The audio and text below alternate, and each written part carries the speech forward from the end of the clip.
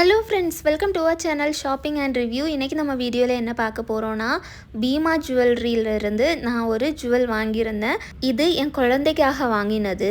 அவள் பிறந்தப்போ அவளுக்கு அவள் மாமா, அத்தை, சித்தப்பா இவங்கெல்லாம் போட்ட ஜுவலை கொடுத்து நாங்கள் 2 வளையலாக மாற்றி வச்சுருந்தோம். அதுதான் அவள் இவ்வளோ நாள் யூஸ் பண்ணிக்கிட்டு இருந்தா. பட் இப்போது அவளுக்கு சுத்தமாக அது பத்தலை, ரொம்ப டைட் ஆகிடுச்சு. அவளோட 2 வயசில் நாங்கள் மாற்றி செஞ்ச வளையல் அவளோட 6 இயர்ஸ் வரைக்கும் நாங்கள் அந்த வளையலை தான் யூஸ் பண்ணிகிட்டு இருந்தோம். சோப்பெல்லாம் போட்டு ரொம்ப டைட்டாக இருக்கும், ஆனாலும் எப்படியாச்சும் அட்ஜஸ்ட் பண்ணி போட்டு அந்த மாதிரி தான் யூஸ் பண்ணிகிட்டு இருந்தோம். பட் இப்போது அது சுத்தமாகவே ரொம்ப கஷ்டமாக இருந்தது பிள்ளைக்கு அது போடும்போது. ஸோ அதை கொடுத்து மாற்றிடலாம் அப்படின்னு சொல்லி தான் பீமா ஜுவல்லரி போயிருந்தோம். நாங்கள் வச்சுருந்த 2 வளையலும் கொடுத்து தான் இந்த 2 வளையல் வாங்கியிருந்தோம். இப்போது நாங்கள் வாங்கியிருந்த வளையல் பார்த்திங்கன்னா ஒரு ஸ்பெஷல் இருக்குது. பழைய வளையல் பார்த்திங்கன்னா நல்லா தான் இருந்தது. அதில் ஒரே பிரச்சனை என்னென்னா அது டைட் ஆகிடுச்சு, போட முடியாது. அதனால் மட்டும்தான் நாங்கள் அதை மாற்றினோமே தவிர அந்த வளையலில் எந்த டேமேஜும் இல்லை. ஸோ எங்களுக்கு அது ஒரு கன்சர்னாக இருந்தது. நல்லா இருக்கிற வளையலை கொண்டு கொடுக்குறோமே அப்படின்னு. பட் குழந்தைக்கு போட முடியலை.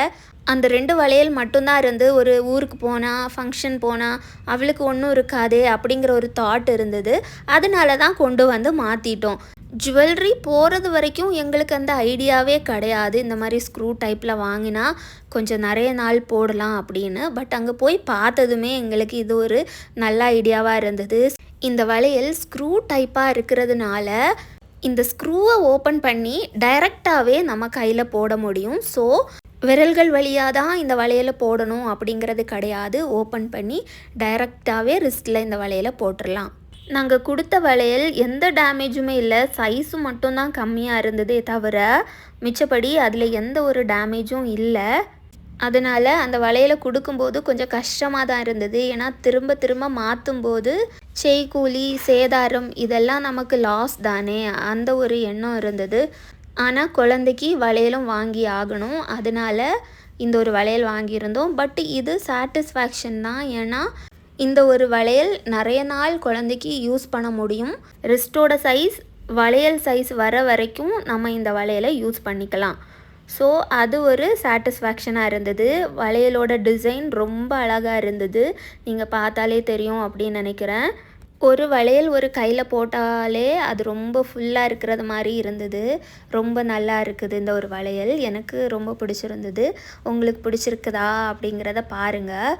இன்கேஸ் நீங்கள் கூட உங்கள் குழந்தைங்களுக்கு வளையல் வாங்குறீங்க, அது கொஞ்சம் நிறைய நாள் வரது மாதிரி வாங்குறீங்க அப்படின்னா இது போல் ஸ்க்ரூ டைப்பில் வாங்கிக்கோங்க. ஸ்க்ரூ டைப்பில் வாங்கும்போது குழந்தைங்களுக்கு நிறைய நாள் யூஸ் பண்ண முடியும்.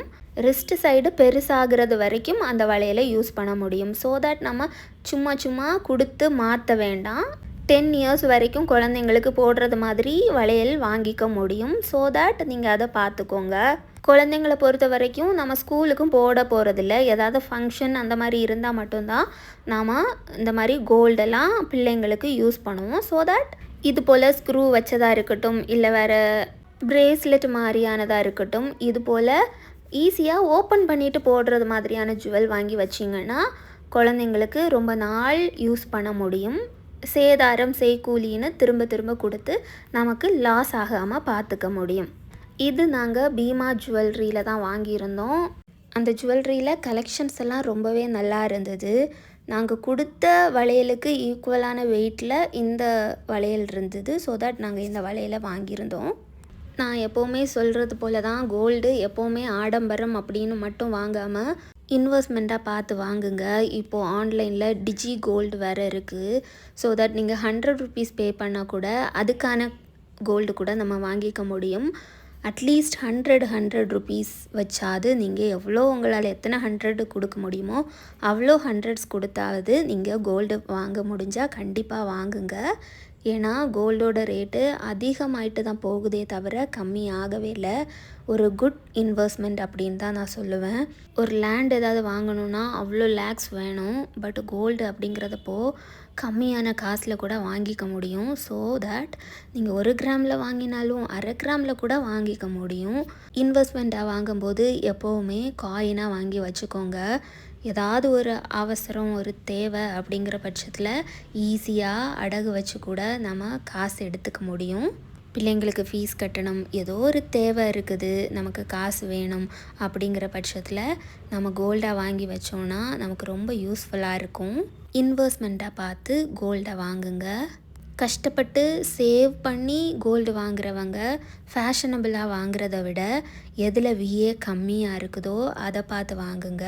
இல்லைனா கோல்டு காயினாக வாங்கி வச்சுக்கோங்க, அது ரொம்ப யூஸ்ஃபுல்லாக இருக்கும். கோல்டு காயினாக வாங்குறப்போ எந்த செய்கூலியோ சேதாரமோ கொடுக்க தேவையில்லை.